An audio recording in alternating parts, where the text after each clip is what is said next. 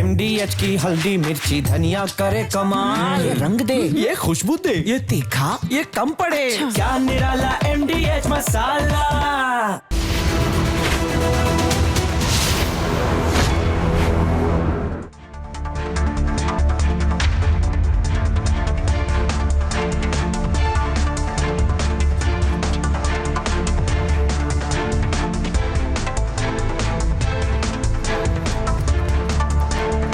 नमस्कार, बहुत स्वागत है आपका। आप देख रहे हैं देश का नंबर 1 न्यूज शो, ये भारत की बात है, और मैं हूं आपके साथ मृदुल शर्मा। उम्मीद करते हैं आप सेहतमंद होंगे, फिट होंगे। आज खबरों में आपके लिए क्या है खास।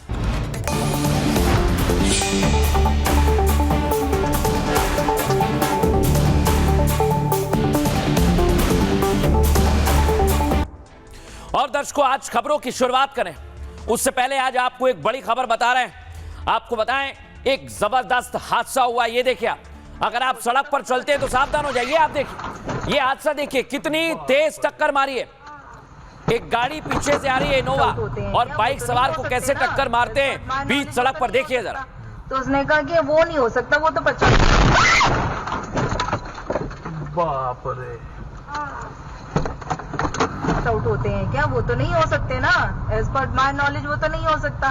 तो उसने कहा कि वो नहीं हो सकता, वो तो 50। बाप रे,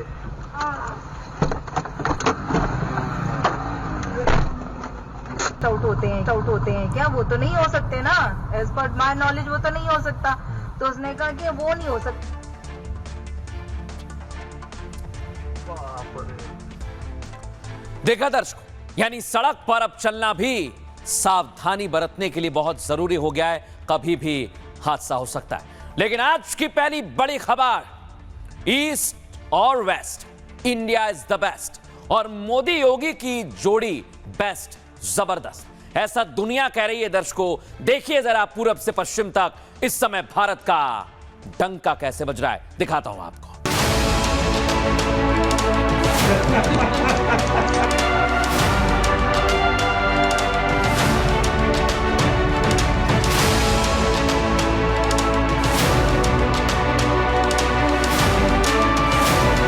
Mr. Prime Minister, a Jerusalem में आपका स्वागत है।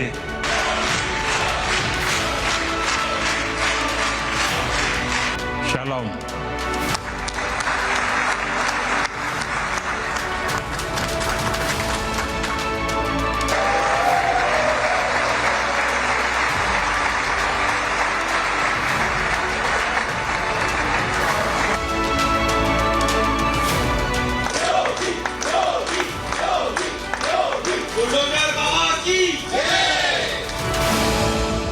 आपसे मिल करके पसंद आप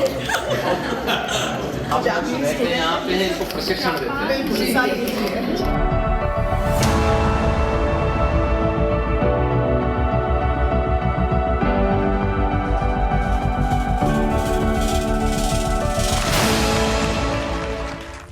अब दर्शकों मैं आपको दिखाता हूं, ये पहली तस्वीर आप देखिए।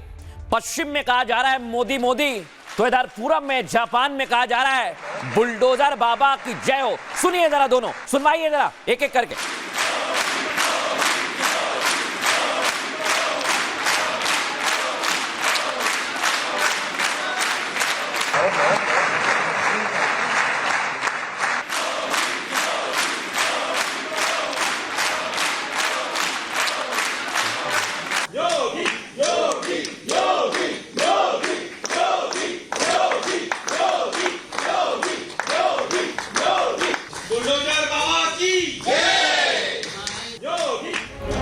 सुना दर्शकों आपने, लेकिन आज योगी का यह अवतार तो भारत में देखने को मिलता है, और कैसे अपराधियों का एनकाउंटर किया जाता है यह आपने देखा। लेकिन अब आज नया अवतार, दुनिया की सबसे तेज चलने वाली ट्रेन में योगी आदित्यनाथ ने सफर किया है। ये देखिए आप जरा, ये दो तस्वीर सामने आ रही है, जहां एक अपराध के अंत की बुलेट स्टाइल वाली और दूसरी तस्वीर विकास की।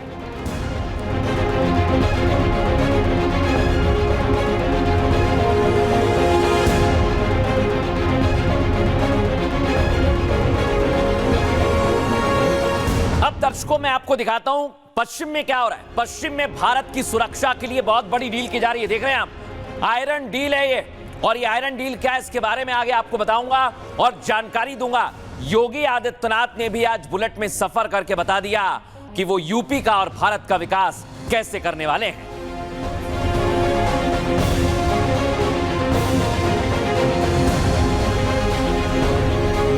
लेकिन दर्शकों आ जाइए, सबसे पहले आपको बताते हैं पश्चिम में डिफेंस डील हुई है और ये डील मैं आपको बताऊं पाकिस्तान की नींद उड़ाने के लिए काफी है। दिखाइए जरा full frame.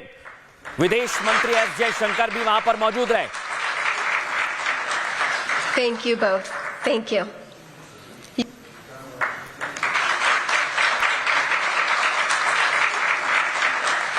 Thank you both. Thank you. और दर्शकों मैं आपको बताने वाला हूं, ये जो डील है ये अब जमीन पर भी उतरेगी।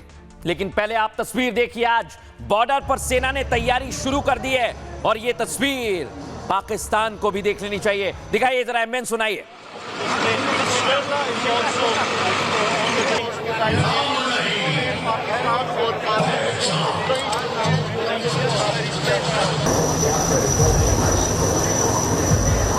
जरूरत बन गई है, इसी को साकार कर रहे हैं। और दर्शकों इसके बाद इजराइल में डील क्या हुई? भारत ने बता दिया कि ऑपरेशन सिंदूर का जब भी वक्त आएगा पाकिस्तान को तबाह कर देंगे। सुनिए जरा। सिंदूर में जैसा आपने देखा कि हमने 7 तारीख को उनके सभी टेररिस्ट बेसिस पर हमला किया था। The response will be stronger than what we have done in of Sindoor. How much we respond, till what level we go, it all depends on the situation prevailing on that particular day, on that particular time. But we are very sure that we have to respond harsher than what we have done last time. लेकिन दर्शकों आज सबसे बड़ी तस्वीर आपको देखनी चाहिए। भारत ने कहा है पाकिस्तान को तबाह कर देंगे, लेकिन उसकी तैयारी आपके सामने रखना हो दर्शक। और यह तैयारी बता रही है कि जब मैदान में सेना होगी तो पाकिस्तान में बैठे आतंकी कांपने लगेंगे।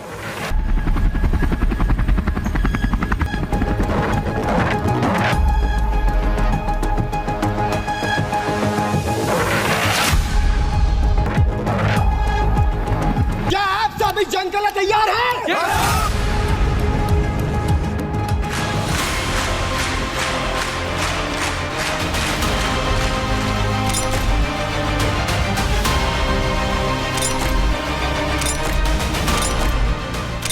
ईस्ट से वेस्ट तक इंडिया इज बेस्ट के नारे गूंज रहे हैं। एक मोर्चे पर मोदी का जलवा दुनिया देख रही है तो दूसरे मोर्चे पर योगी का भगवा।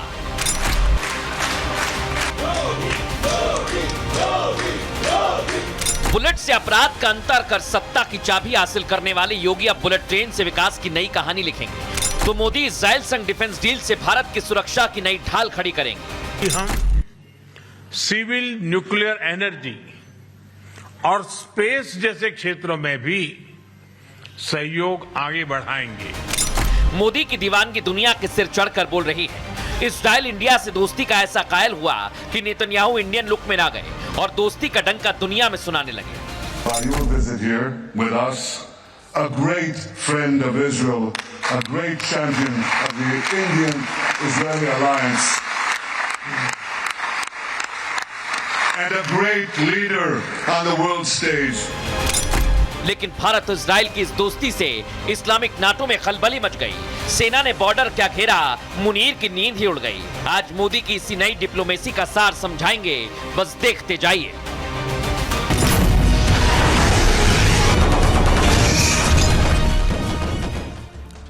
दर्शकों आज मैं आपको जो जानकारी देने वाला हूं वो आपके लिए बहुत महत्वपूर्ण है और ये आज जानकारी आपको देखनी चाहिए क्योंकि भारत ने बहुत बड़ी डिफेंस डील की।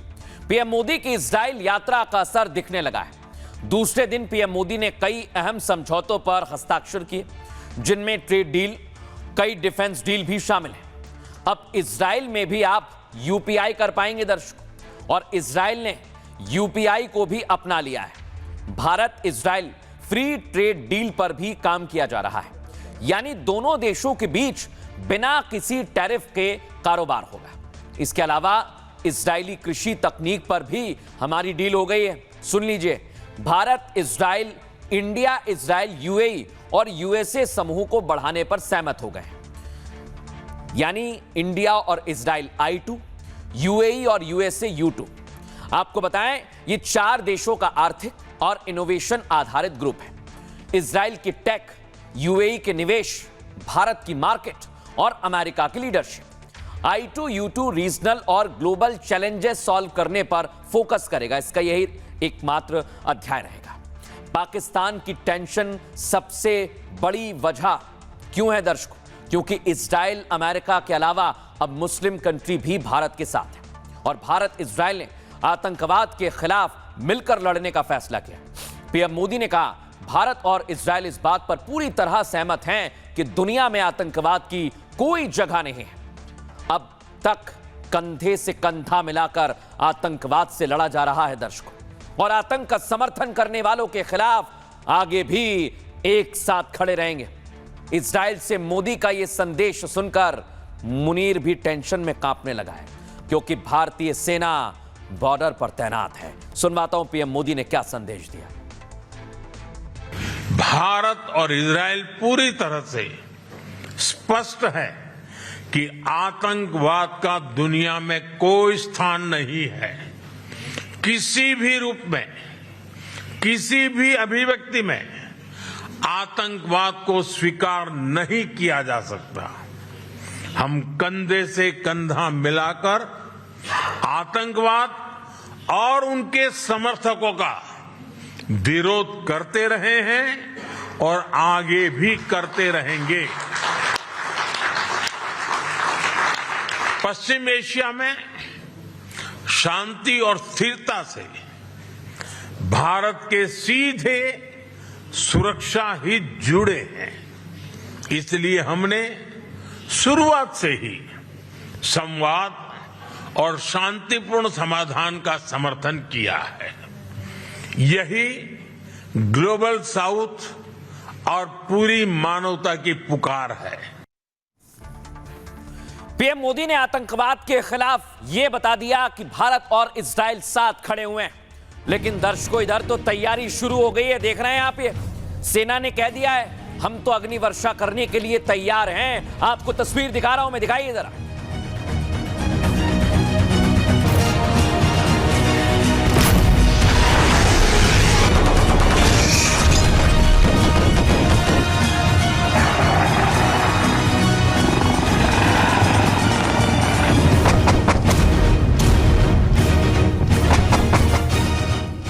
दर्शकों, ये तस्वीर बहुत जरूरी है और ये दुनिया भर के पत्रकार बैठे हुए हैं। देख रहे हैं आप, फुल फ्रेम ना कीजिए अभी। ये आप देखिए, पूरे पत्रकार पहुंचे हुए हैं अलग अलग जगह से और दुनिया भर के पत्रकारों को बताया गया है भारत की ताकत क्या है। भारत ने तय कर लिया है, आतंकवाद का खात्मा किया जाएगा। फुल फ्रेम दिखाइए तस्वीर।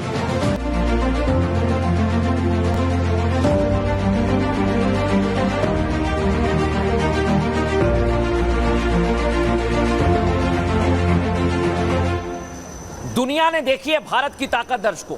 ऑपरेशन सिंदूर 2.0 भी जल्द होने वाला है, यह आज सेना ने ऐलान कर दिया।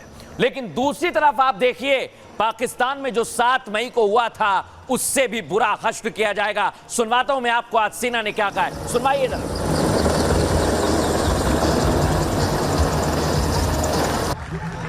और सज्जनों, अब जो आप देखेंगे, जरूरत बन गई है। और दर्शकों, सेना के ये तेवर देखकर शहबाज अभी से डरने लगा है, घबराने लगा है। सुनिए जरा वो क्या कह रहा है। खुदाए बुजुर्गों बरतर की कसम है कि अगर तुमने ये हरकत की तो दोबारा तुम्हें वो सबक सिखाएंगे कि तुम कानों को हाथ लगाओगे पाकिस्तान का तुम कभी भी। उस खुदाए बुजुर्गों बरतर की कसम है कि अगर तुमने ये हरकत की तो दोबारा तुम्हें वो सबक सिखाएंगे कि तुम कानों को हाथ लगाओगे पाकिस्तान का तुम कभी भी। लेकिन दर्शकों, दुनिया जानती है शहबाज बंकर में छिपा था। ये बात तो डोनाल्ड ट्रंप और पाकिस्तान के राष्ट्रपति भी बता चुके हैं। पीएम मोदी के इजराइल दौरे से पाकिस्तान में बवाल मच गया है।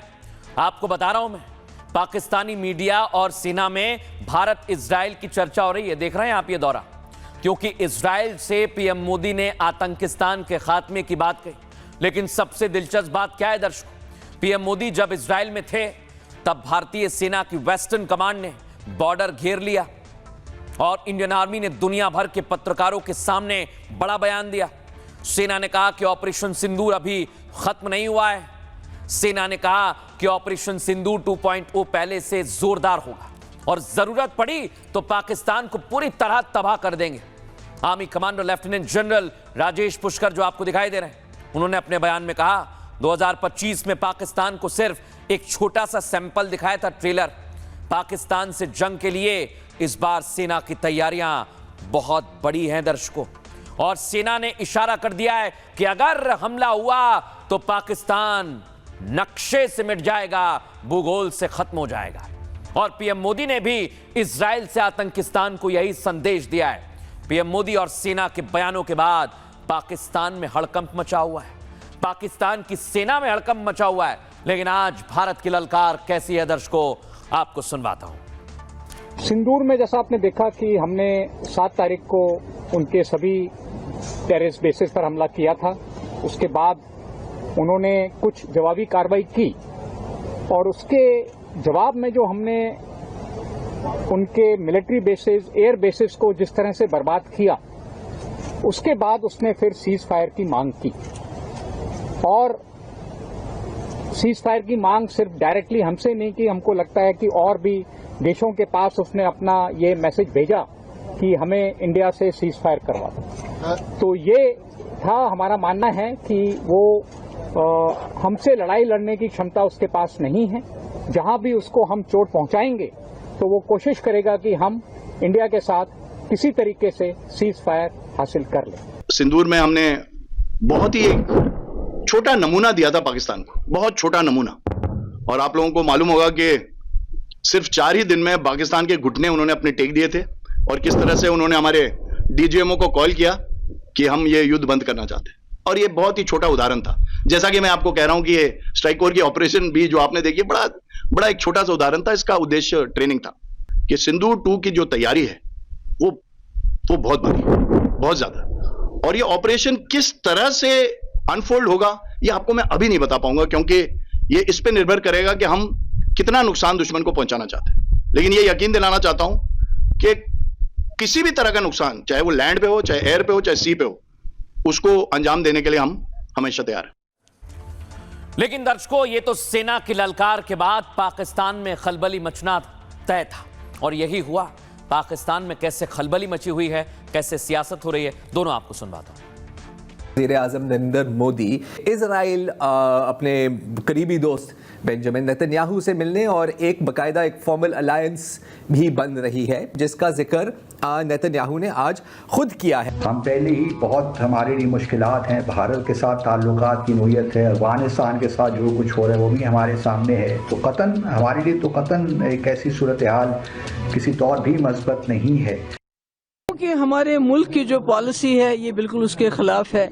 और इस वक्त पूरी दुनिया जो है वो इजराइल का जो प्राइम मिनिस्टर है बीबी नेतन्याहू उसके खिलाफ है। वो एक इंटरनेशनल क्रिमिनल कोर्ट ने उसको जो इंडाइट किया हुआ है, उसको किसी बहुत सारे मुल्कों में वो जा नहीं पाते क्योंकि उनको कहीं भी गिरफ्तार किया जाएगा।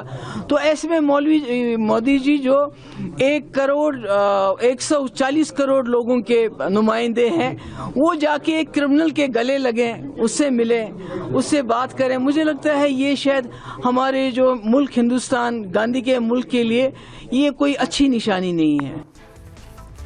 अब दर्शकों मैं आपको दिखाता हूं, योगी आदित्यनाथ पहुंचे हुए हैं जापान। पीएम मोदी की तो आपने तैयारी देख ली, लेकिन योगी आदित्यनाथ की तैयारी अब आपको दिखाता हूं, क्योंकि जापान योगीमय हो गया है। बुलडोजर की चर्चा है और वहां बुलेट ट्रेन की भी। दिखाइए जरा पहली तस्वीर, जापान में योगी आदित्यनाथ की एंट्री दिखाता हूं आपको। सबसे पहले दिखाइए फुल फ्रेम, रिप्ले कीजिए इसे।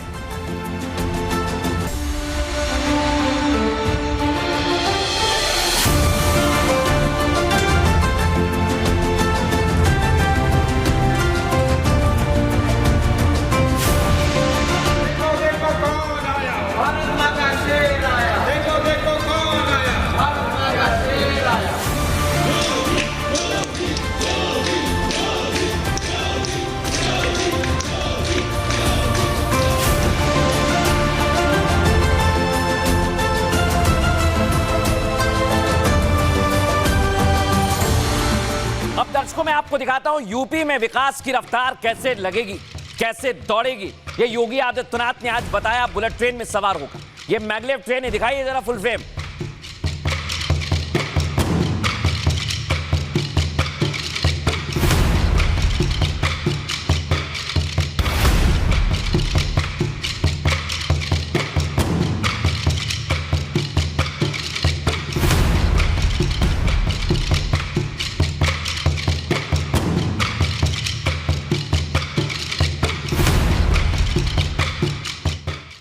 दर्शकों, ये ट्रेन हवा से बात करती है और ये आप देखिए जापान में उड़ने वाली ट्रेन है, क्योंकि ये ऊपर उठ जाती है, मैग्नेटिक फोर्स से चलती है। दर्शकों दिखाते हैं आपको इसकी तस्वीर।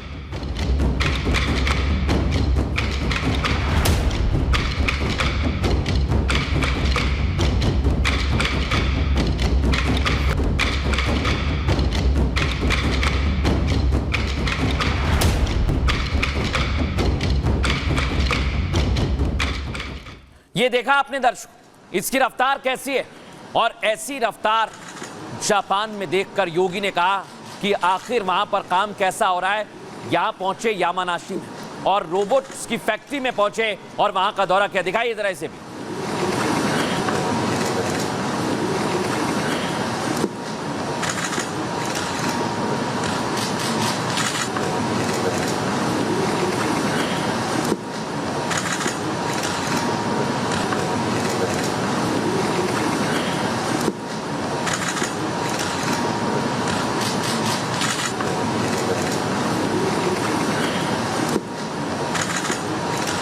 दर्शकों, रोबोट केक बना रहे हैं आपने देखा, और योगी आदित्यनाथ ने एक एक चीज को बारीकी से देखा है। लेकिन आज जब यहां पर पहुंचे तो बुलडोजर की जय जनता ने कहा, तो योगी आदित्यनाथ ने कहा नमः पार्वती पते हर हर महादेव। सुनिए जरा। माता की जय, भारत माता की जय, भारत माता की जय, नमः पार्वती पतिये हर हर, सियावर रामचंद्र भगवान की। I love bulldozer Baba, I love bulldozer Baba, जय हो बुलडोजर बाबा। भवानी सहितम नमामि। उत्तर प्रदेश का भविष्य क्या होगा, विकास का मॉडल कैसा होगा? भगवाधारी सीएम योगी आदित्यनाथ ने जापान में उसका ट्रेलर रिलीज कर दिया। टोक्यो से यामानाशी तक भगवा रंग बिखेरा, बच्चे दंडवत प्रणाम कर रहे हैं, संस्कृत में श्लोक सुना रहे हैं। भवानी सहितम नमामि। और जापान के लोग योगी योगी के नारे लगा रहे हैं।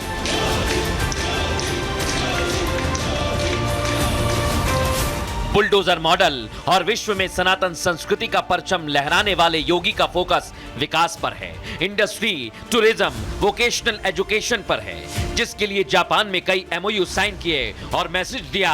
उनका मॉडल अब ग्लोबल बन गया है।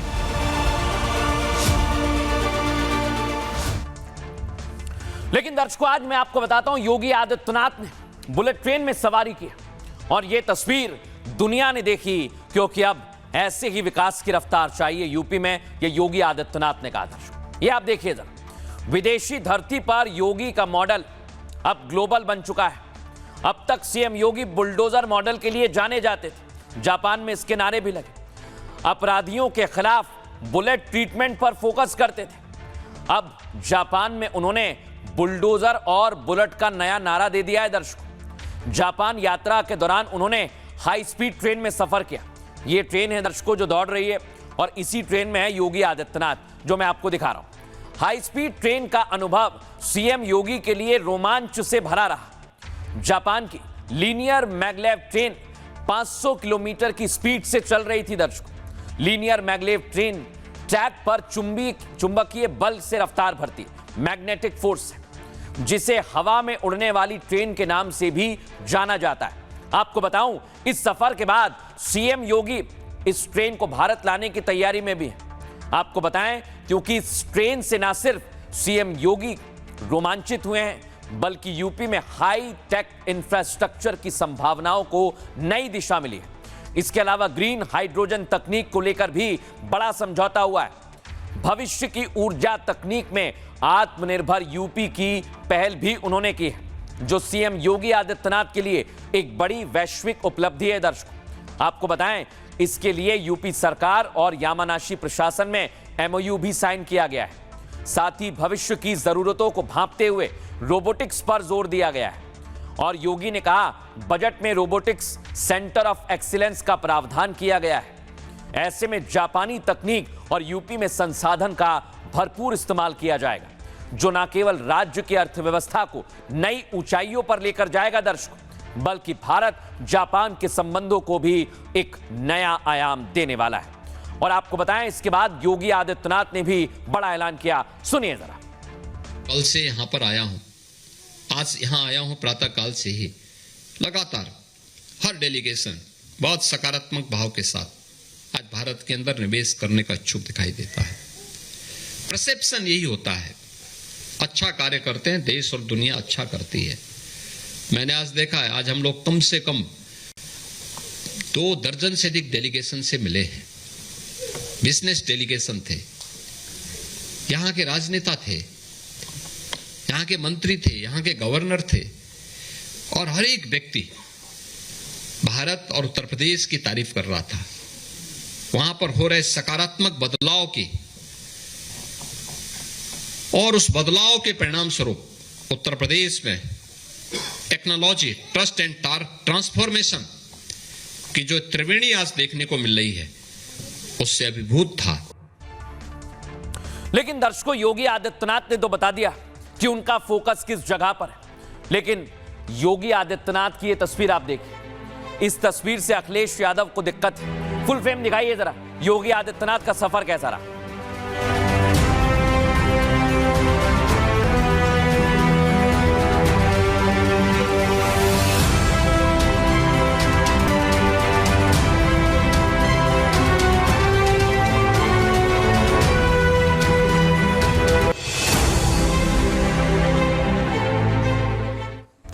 लेकिन दर्शकों, इधर योगी आदित्यनाथ बुलेट ट्रेन में सवार है मैगलेव, और अखिलेश उस पर सियासी साइकिल चला रहे हैं। कैसे, आइए जरा आपको बताता हूं। ये आप देखिए दर्शकों, सीएम योगी आदित्यनाथ यूपी में जापान की नई तकनीक लाना चाहते हैं, जो आपके सामने। यूपी में उन्नत तकनीक और निवेश को बढ़ावा देना चाहते हैं। इसके लिए जापान से साझेदारी का नया अध्याय शुरू हो गया है।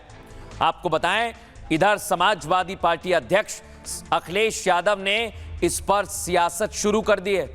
जापान में सीएम योगी के मैगलेव ट्रेन में सफर को उन्होंने सियासी तंज कसते हुए चुटकी ली। अखिलेश ने कहा, भारत में बुलेट ट्रेन की स्पीड कछुए की चाल जैसी है, लेकिन दिल्ली लखनऊ की खींचतान को वहां पर नहीं ले जाना चाहिए।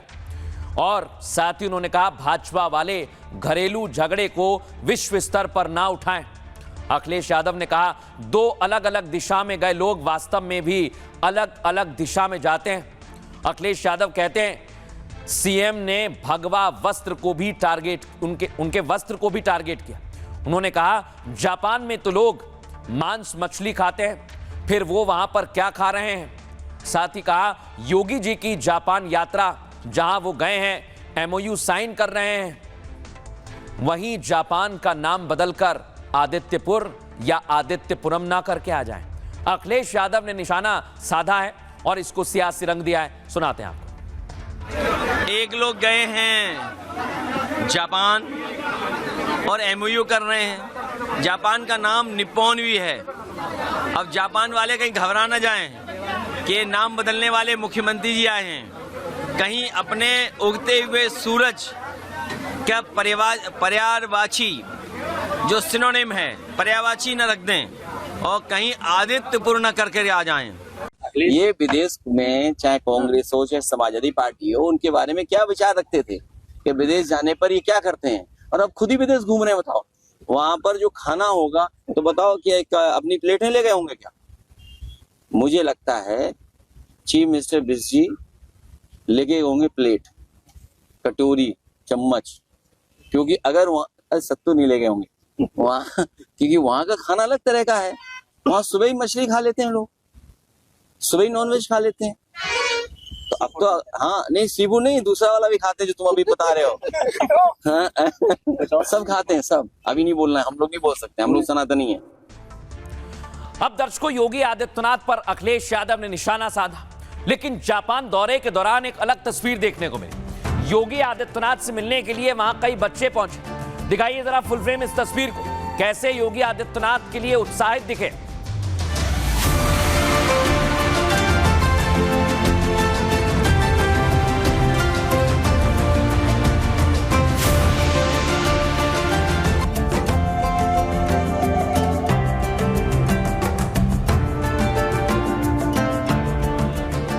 अब दर्शकों, आज सनातन संस्कृति की झलक देखने को मिली।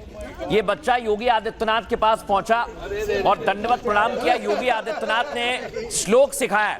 सुनवाइए जरा बच्चे से क्या संवाद हुआ योगी आदित्यनाथ का। गुरु ब्रह्मा गुरु विष्णु गुरुदेवो महेश्वर। अरे आपके लिए थोड़ा गिफ्ट लेकर आए। गिफ्ट लेंगे पहले इधर। अच्छा नमस्ते तो करो। भैया पीछे नमस्ते भाई।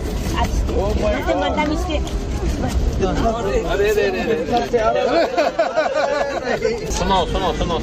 हाँ।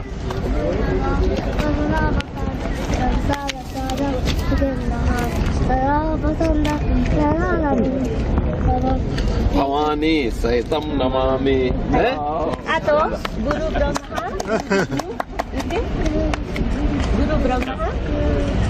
गुरु ब्रह्मा गुरु विष्णु गुरुदेवो महेश्वर।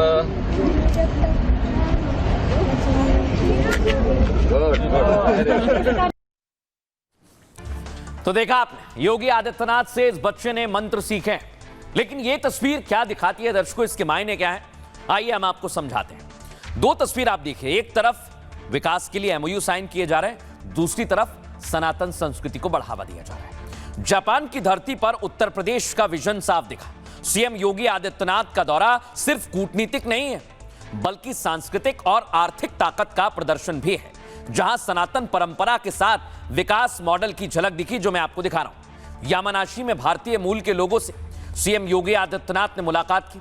मुलाकात के दौरान एक बच्चे ने मुख्यमंत्री से आशीर्वाद लिया। बच्चे ने सीएम योगी को दंडवत प्रणाम कर उनके पैर छुए, जो हम आपको दिखा रहे हैं।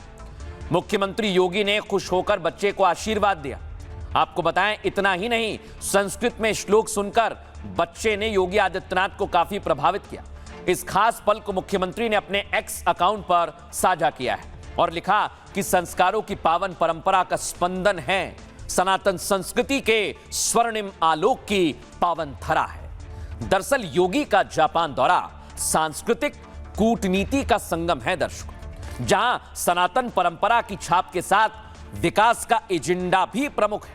मुख्यमंत्री योगी आदित्यनाथ ने जापान में उद्योगपतियों से मुलाकात की है, उत्तर प्रदेश को ग्लोबल निवेश हब बनाने का रोडमैप पेश किया है, साथ ही भारतीय संस्कृति की विरासत को भी मजबूती से रखा है।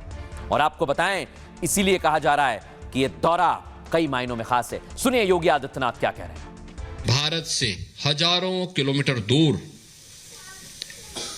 जापान में रह करके आप सब यहां के विकास में योगदान दे रहे हैं, लेकिन अपने आध्यात्मिक विरासत को भी, सांस्कृतिक विरासत को भी संजो करके रख करके विभिन्न पर्व और त्योहारों के माध्यम से भी एकजुट होकर के इन कार्यक्रमों को मनाते हैं, उनका आयोजन करते हैं।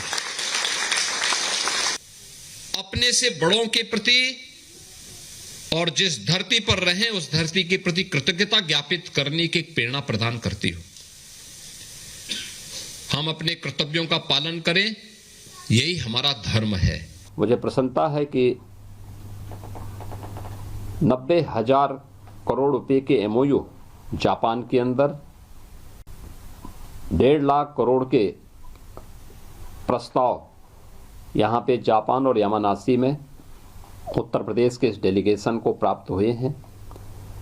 और इसी प्रकार से सिंगापुर में 60,000 के एमओयू और 1 लाख करोड़ रुपए तक के हमारे पास प्रस्ताव उत्तर प्रदेश में निवेश के लिए आए हैं, जिन्हें इन्वेस्ट यूपी और उत्तर प्रदेश के हमारे अन्य विभाग आगे बढ़ाने का काम करेंगे।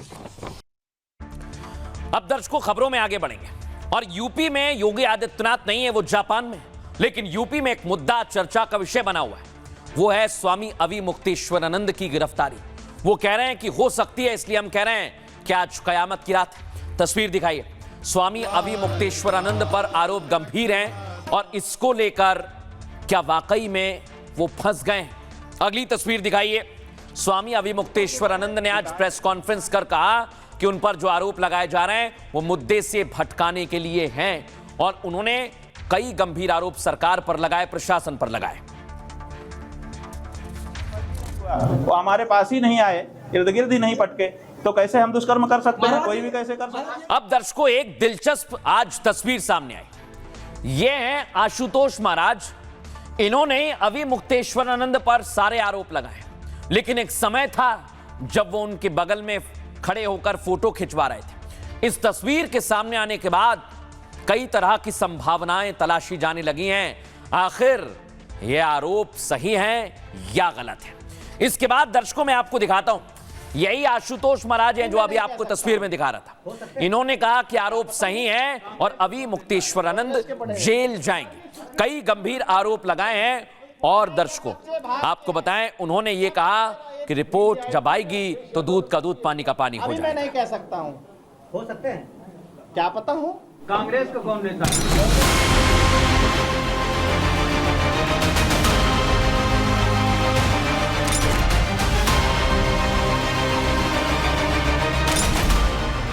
क्या अविमुक्तेश्वरानंद की गिरफ्तारी तय है? क्या अविमुक्तेश्वरानंद को भी इसका एहसास हो गया है?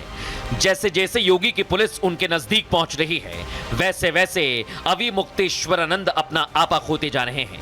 कल तक योगी पर हमलावर थे, आज पीएम को टारगेट करने लगे।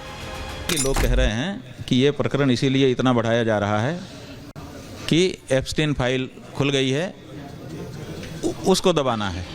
बुधवार को स्वामी अविमुक्तेश्वरानंद ने हिंदुत्व को खतरे में बताया था। एक हिस्ट्री सीटर साधु तब बन जाता है जब स्वयं को जगत गुरु कहने वाला व्यक्ति उसको साधु के रूप में अपना करके उससे अपना काम करवाता है। तो सवाल ये कि आखिर इतनी बेचैनी क्यों है? दरअसल बच्चों की यौन शोषण की रिपोर्ट आ गई है। दावा ये कि रिपोर्ट आने के बाद अविमुक्तेश्वरानंद घबरा गए हैं। अब वो जेल में हत्या की साजिश की आशंका भी जताने लगे हैं। गिरफ्तार करके ले जाएंगे तो तुम लोगों को क्या बाधा है? उन्होंने कहा हमें कोई बाधा नहीं है, आपको भी हम देख रहे हैं कि कोई बाधा नहीं है, लेकिन वहां ले जाकर के अगर जहर की सुई लगा दी आपको तो। लेकिन दर्शकों अब दावा यह किया जा रहा है, यह महज दावा है कि मेडिकल रिपोर्ट में इस बात की पुष्टि हुई है, लेकिन अभी मेडिकल रिपोर्ट सामने नहीं आई है दर्शकों। लेकिन आपको बताएं दावा क्या किया जा रहा है। आज अविमुक्तेश्वरानंद के लिए कयामत की रात है। इलाहाबाद हाई कोर्ट में कल अग्रिम जमानत पर सुनवाई की तैयारी होनी है। दर्शकों आपको दिखा रहे हैं, अविमुक्तेश्वरानंद ने गिरफ्तारी से बचने के लिए हाई कोर्ट में अर्जी दी। हाई कोर्ट के जस्टिस जितेंद्र कुमार की बेंच याचिका की सुनवाई करेगी, लेकिन इलाहाबाद हाई कोर्ट में सुनवाई से पहले उनके लिए एक बुरी खबर आई। खबर है कि बच्चों के यौन उत्पीड़न की मेडिकल रिपोर्ट आ गई है, जिसमें बच्चों के साथ यौन शोषण की पुष्टि की गई है। 2 डॉक्टर्स के पैनल ने अपनी रिपोर्ट पेश की है। बंद लिफाफे में यह रिपोर्ट कल हाईकोर्ट में भी पेश होगी। मतलब हाईकोर्ट की सुनवाई में यह रिपोर्ट काफी मायने रखती है। ऐसे में स्वामी अविमुक्तेश्वरानंद की अर्जी पर सस्पेंस बढ़ गया है। शायद इसलिए अविमुक्तेश्वरानंद पर एफआईआर जैसे ही हुई है उसके बाद से लगातार वो बोल रहे हैं। गिरफ्तारी के डर के बीच जेल भेजने पर जेल के अंदर अपनी हत्या की आशंका भी जता रहे हैं। पहले योगी आदित्यनाथ पर हमला कर रहे थे, अब केंद्र सरकार को टारगेट कर रहे हैं। और आपको बताएं आशंका इस बात की भी है कि इन सब के पीछे बड़ी सियासत है। आशुतोष महाराज ने एक डिप्टी सीएम की तरफ भी इशारा कर दिया है। हालांकि वो डिप्टी सीएम कौन है इस पर वो चुप्पी साधे हुए हैं, लेकिन आज उन्होंने क्या कहा है सुनवाते हैं आपको।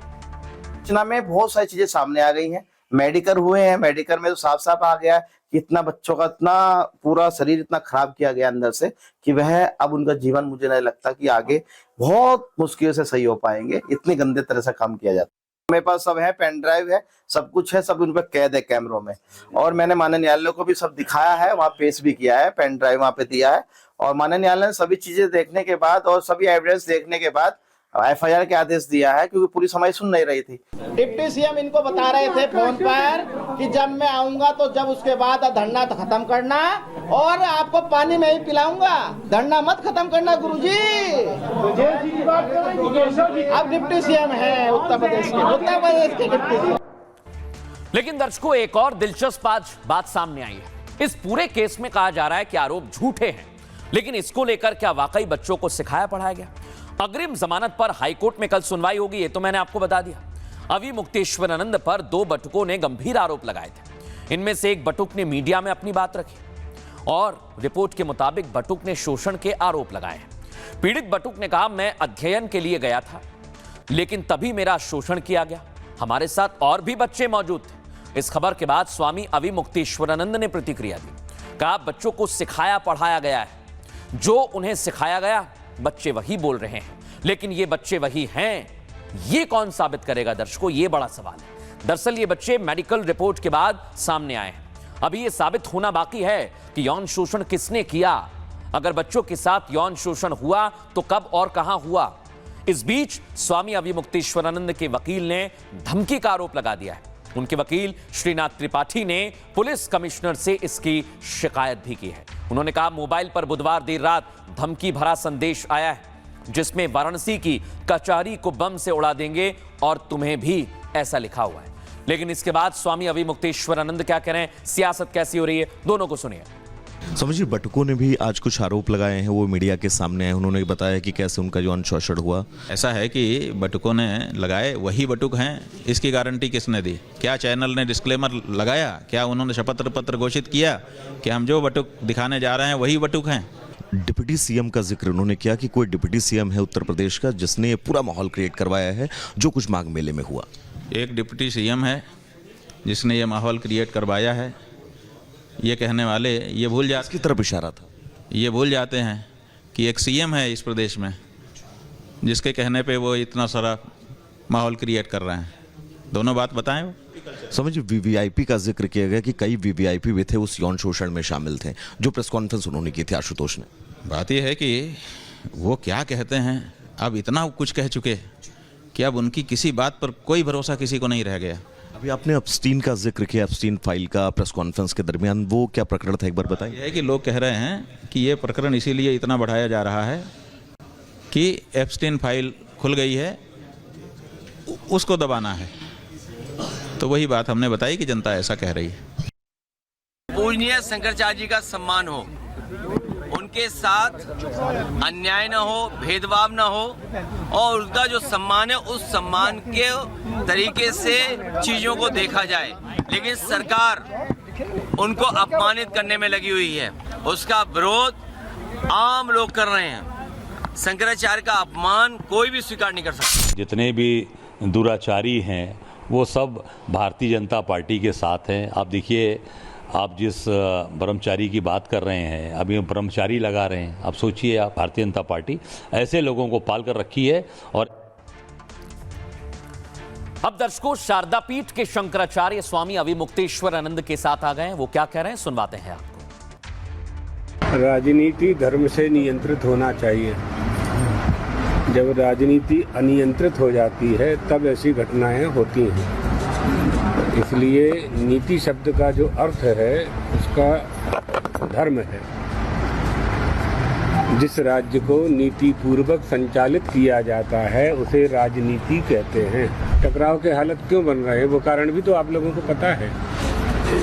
जब आप गंगा स्नान नहीं करने दोगे तो टकराव नहीं होगा। क्षत्रिय हो, चाहे वैश्य हो, चाहे स्त्री हो, चाहे पुरुष हो, जो भी अपराध करे उसके लिए सजा का प्रावधान है। हिंदू होने का लक्षण क्या है? पहला लक्षण है गाय की पूजा, गाय की भक्ति। गाय में जिसकी भक्ति है वही हिंदू है और वही राजनीतिज्ञ है जो नीति पूर्वक राज्य का संचालन करे। नीति कहाँ होती है? नेता में होती है। कब होती है? जब नेता में नैतिकता होती है। अब दर्शकों, खबरों में आगे बढ़ूं उससे पहले आज आपको एक तस्वीर दिखाता हूं। शराब सिगरेट पीना सेहत के लिए हानिकारक होता है, लेकिन आज एक अपराधी ने बीड़ी के लिए अपनी जान दांव पर लगा दी। हाथ में कट्टा लेकर पुलिस के सामने डट गया। दिखाइए जरा इस तस्वीर को फुल फ्रेम। सुनवाई खाना है, मैं बना वही इसे के सामने सर छुड़वा दे रहे हैं इसकी माँ को, इसके सामने भेज दे थाने से। हाँ, बात करा के सर साहब उसको देख लो। अलवर आपको है खाना है, मैं बना बीड़ी 8 मंडल। अच्छा, खाना दिखाया, कोई बात नहीं, पी ले आराम से, पी ले आराम से, कोई दिक्कत नहीं। बीड़ी पी रहा है, जो हमने कह दी तो फाइनल है, तो फाइनल है। आजा चलो। पीछे वाले को भी तीसरा बीड़ी पी लेंगे, अब जब कह दिया तो बीड़ी पी लेंगे। वही इसे के सामने सर छुड़वा दे रहे हैं इसकी माँ को, इसके सामने भेज दे थाने से। देखा दर्शक, अपराधी ने कहा अगर कोई पास आया तो खुद को गोली मार लूंगा, मुझे बीड़ी पीना है। इतना ही नहीं, बाकायदा वो यहां पर खड़ा रहा दर्शक। इसके बाद पुलिस ने उसे गिरफ्तार किया। फुल फ्रेम दिखाइए इस तस्वीर को। है खाना है, मैं बना बीड़ी 8 मंडल। अच्छा, खाना दिखाया, कोई बात नहीं, पी ले आराम से, कोई दिक्कत नहीं। जब हमने कह दी तो फाइनल है, तो फाइनल है। आजा चलो। देखिए दर्शकों, इसके बाद बाकायदा इस आरोपी को बीड़ी पीने के बाद पकड़ा गया है। बहरहाल खबरों में आगे बढ़ेंगे और आपको बताते हैं, यहां पर पुलिस अपराधी को बीड़ी पीने दे रही है और इधर पुलिस वर्सेस पुलिस हो गया है। दर्शकों, कैसे पुलिस वर्सेस पुलिस हुआ, कांग्रेस एक्सपोज हुई, पहली तस्वीर आपको दिखाता हूं, दिखाइए जरा। ये एआई समिट में जो हंगामा हुआ, ये कांग्रेस की सोची समझी साजिश थी दर्शकों, इसका खुलासा हो चुका है। अगली तस्वीर दिखाइए। इसमें जो लोग शामिल हैं उनको पकड़ने के लिए हिमाचल पहुंची दिल्ली पुलिस, लेकिन हिमाचल की पुलिस और दिल्ली पुलिस आमने सामने आ गई। सुनिए जरा वहां पर क्या हंगामा हुआ। मीडिया करता है, एक पुलिस आता हूं, आपको एफआईआर दिखाता हूं। एक मिनट सर, आप दिखाते हैं, मीडिया के सामने कराते हैं। एक मिनट, इन्वेस्टिगेशन आप मीडिया के सामने कराते हैं। आप ट्रायल मीडिया करता है, एक पुलिस वाला बोल रहा है सर, मैं ये नहीं कह रहा। मैंने एफआईआर ट्रायल यहाँ सर, एक मिनट, क्योंकि आप जो कर रहे हैं, मैं कुछ नहीं कर रहा, मैं आपको बोल रहा हूँ इन्वेस्टिगेशन में आपके ऊपर एफआईआर दर्ज है, आप 3 बंदों को अगवा करके ले जा रहे हैं, ठीक है? तो ज्वाइन करिए इन्वेस्टिगेशन। मैं आपको इतनी सी बात बोल रहा हूँ, नहीं तो हम करवाएंगे, आपको करना तो पड़ेगा, आपको इन्वेस्टिगेशन ज्वाइन करनी पड़ेगी, उसे इतनी सी बात है। अब मैं एक बात बोलूं, अब सुनिए, मेरी एफआईआर है इस तारीख की 20 तारीख की एफआईआर में अरेस्ट मैंने किया आज मॉर्निंग में, ठीक है, जिसमें कि ऑलरेडी अरेस्ट हो चुके हैं 9 लोग अरेस्ट हो चुके हैं, उनके ऑलरेडी पीसी रिमांड आ चुके हैं। आज मैं सुबह अरेस्ट करके ला रहा हूँ, सुबह से मुझे आपने कोर्ट में सर सुबह तो कहा जा रहा है सर, बंदे हैं वहां पे। अब दर्शकों मैं आपको बताता हूं, बाकायदा दिल्ली पुलिस ने एक्शन लिया और शिमला की गेस्ट हाउस जहां कांग्रेस की सरकार है, वहां ये 3 आरोपी छिपे हुए थे। इनको पकड़ने में पुलिस को कामयाबी मिली है। अगली तस्वीर दिखाइए। पुलिस ने इस मामले को लेकर कई गंभीर बातें कही हैं। सुनवाता हूं आपको दिल्ली पुलिस ने क्या कहा, सुनिए जरा। सामने यार सरकारी व्हीकल है, कोई ऐसे थोड़े ना कोई प्राइवेट व्हीकल है, कुछ ऐसी चीज है आपके सामने ही, आप देखते रहिए। हम जा रहे हैं अभी यहाँ से, अभी टाइम हो रहा है 5-6 बजने वाले, अभी हम जा रहे हैं। यहां से दर्शकों एक थार कार भी जब्त की गई है, इसको भी दिल्ली पुलिस क्राइम ब्रांच के दफ्तर लेकर आ गई। अगली तस्वीर दिखाइए जरा। अब मैं आपको दिखा रहा हूं दर्शकों, ये इन्फ्लुएंसर्स हैं और इन्होंने दावा किया कांग्रेस पार्टी ने हमें पैसे दिए एआई समिट बदनाम करने के। ये बहुत गंभीर आरोप है दर्शकों, सुनिए ये लोग क्या कह रहे हैं, दिखाइए जरा। मैनेजमेंट मैंने बेवकूफ लोग देखा है, बहुत बेवकूफ लोग देखा है, पर कोई भी कांग्रेस की पीआर टीम से क्लोज नहीं आ पाया। They have sent me a text, me जो उनकी 4 दिन से बुराई कर रहा है, उसे उन्होंने टेक्स्ट भेजा है कि यार आप थोड़ी बुराई कर दो एआई समिट की, कि कितना घटिया मिसमैनेजमेंट था। हाँ जी, मिसमैनेजमेंट तो था, पर वो आपकी तरफ से था, हमारी तरफ से नहीं था। रिसर्च कर लेते थोड़ा, मेरी आईडी में 2-3 वीडियो देख लेते मैम, बट हाँ, research from Congress, I am only done that, I am expecting it from you all.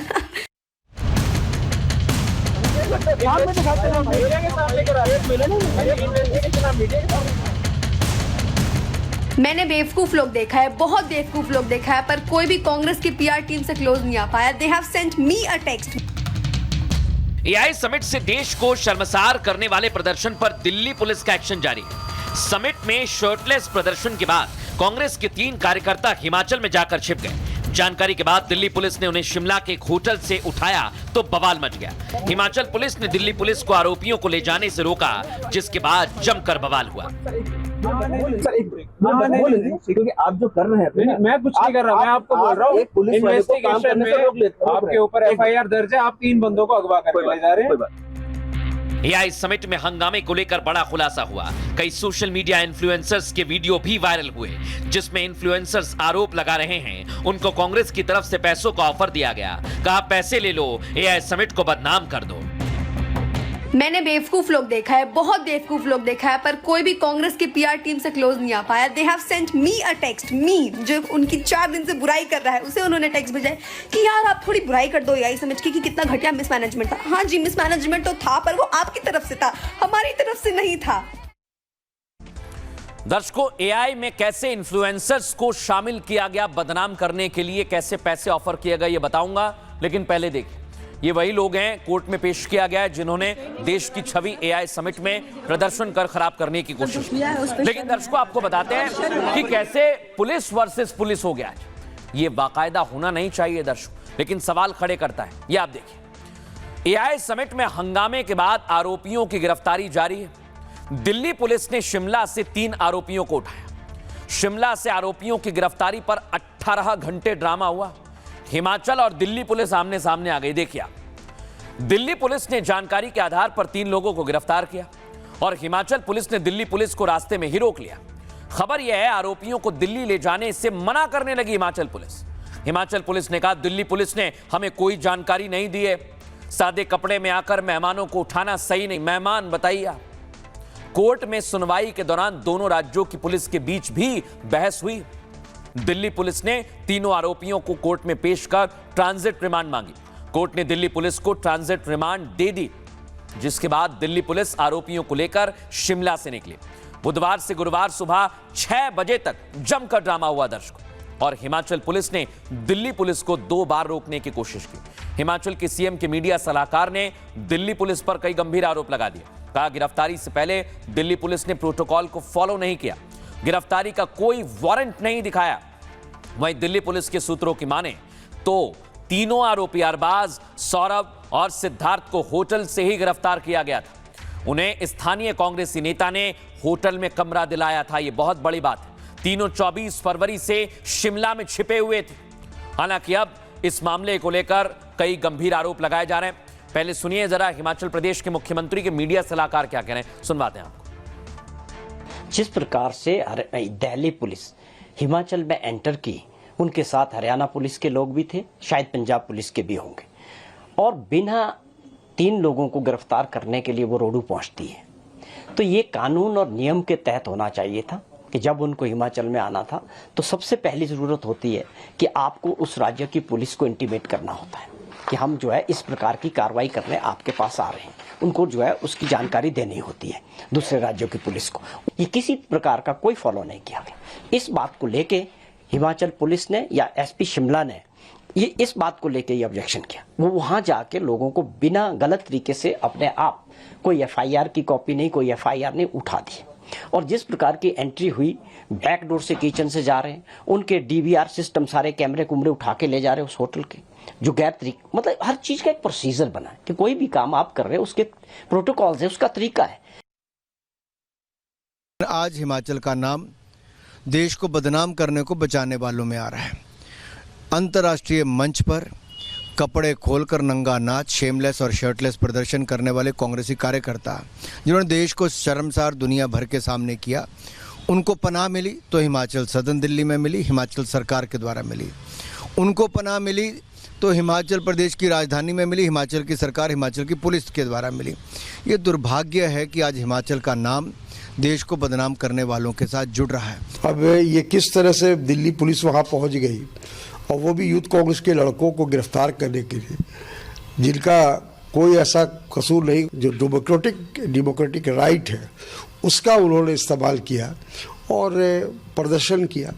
तो प्रदर्शन की इतनी उसको गंभीरता से दिल्ली पुलिस ले रही है कि यहाँ से अपनी पुलिस को वहाँ भेजा जा रहा है गिरफ्तारी के लिए। अब दर्शकों मैं आपको बताता हूं कैसे कांग्रेस पार्टी ने इन्फ्लुएंसर्स को टारगेट किया उनके सोशल मीडिया प्लेटफॉर्म्स पर। ये आप देखिए, व्हाट्सएप, इंस्टाग्राम और फेसबुक। लेकिन दर्शकों ये बहुत बड़ी साजिश है। आप सोचिए, पैसा देकर बदनामी कराई जा रही है। ये कांग्रेस पार्टी ने किया है। दर्शकों आपको बताता हूं हुआ क्या। एआई समिट में कांग्रेस के हंगामे पर बहुत बड़ा खुलासा हुआ है। समिट को बदनाम करने के लिए पैसे के ऑफर दिए गए। सोशल मीडिया इन्फ्लुएंसर्स को कांग्रेस ने पैसे दिए। दर्शकों, बीजेपी का दावा है कि समिट को बदनाम करने के लिए बड़ी साजिश की गई। इन्फ्लुएंसर्स को एआई समिट पर नेगेटिव वीडियो बनाने के लिए कहा गया। वीडियो बनाने के लिए कांग्रेस ने पैसों का ऑफर दिया। बीजेपी प्रवक्ता संबित पात्रा ने कांग्रेस पर आरोप लगाया। कहा कई इन्फ्लुएंसर्स को कांग्रेस मीडिया सेल ने मैसेज किया। यह मैसेज जो मैं आपको दिखा रहा हूं, यही है वो मैसेज। अगर आप एआई समिट के खिलाफ पोस्ट करेंगे या रील बनाएंगे तो आपको 25,000 या 1.5 लाख रुपए तक दिए जाएंगे। संबित पात्रा ने कई इन्फ्लुएंसर्स से जो दावा किया गया है कि उन्हें मैसेज किया गया, उन्होंने वीडियो भी डाले जिसमें वो कांग्रेस पर पैसा देने के आरोप लगा रहे हैं। इन्फ्लुएंसर्स का दावा है कि उन्हें कांग्रेस समर्थित लोगों से मैसेज प्राप्त हुए। एआई समिट के खिलाफ वीडियो बनाने की बात कही गई। इन्फ्लुएंसर्स ने पैसे वाले ऑफर के मैसेज भी शेयर किए हैं। अब आपको बताते हैं इन्फ्लुएंसर्स क्या कह रहे हैं और बीजेपी क्या कह रही है। सुनिए जरा दोनों को। ये मैसेज जो आप देख रहे हैं ना ऊपर, वो एक मुझे रैंडम मार्केटिंग डिजिटल कंपनी से आया है। कह रहे हैं कि वो मुझे कितना भी अमाउंट देने के लिए तैयार है। All I have to do is मुझे जो एआई सबमिट हुआ उस चीज को बदनाम करना है कि हमारी बीजेपी गवर्नमेंट ने कुछ नहीं किया और जितना भी ग्लोबल इन्वेस्टर्स ने पैसे डाले हैं वो अडानी और अंबानी के जेब में गए हैं, ना कि गवर्नमेंट को मिली है। मैंने ये मैसेज रिसीव किया कि आप एआई समिट को बदनाम करके एक वीडियो बना दो, हम आपको 25,000 दे देंगे। ये स्ट्रैटेजी है कांग्रेस वालों की, ठीक है। ये कांग्रेस के मेंबर से ही आया है ये मैसेज। 25,000 रुपए कीमत लगाई गई है मेरी देश बेचने के लिए, या फिर ये कहिए देश बेचने की कीमत 25,000 रुपए। आज सुबह सो के उठा तो देखा एक मैसेज आया हुआ है मुझे, कांग्रेस की किसी मीडिया एजेंसी का था शायद, यूथ कांग्रेस के अपने आप को बता रहे थे, और मुझे एक रील बनाने के लिए कहा गया जिसमें बताया कि एआई समिट जो हुई है दिल्ली में इसको डिफेम करना है। कॉल भी आया है कि क्या आप हमारे लिए एक वीडियो बना सकते हो कांग्रेस पीआर टीम की तरफ से, जिसमें आप मोदी जी को क्रिटिसाइज करो कि मोदी जी ने एआई समिट में पैसा वेस्ट करा है और एआई समिट सिर्फ उनके पीआर के लिए रखा गया।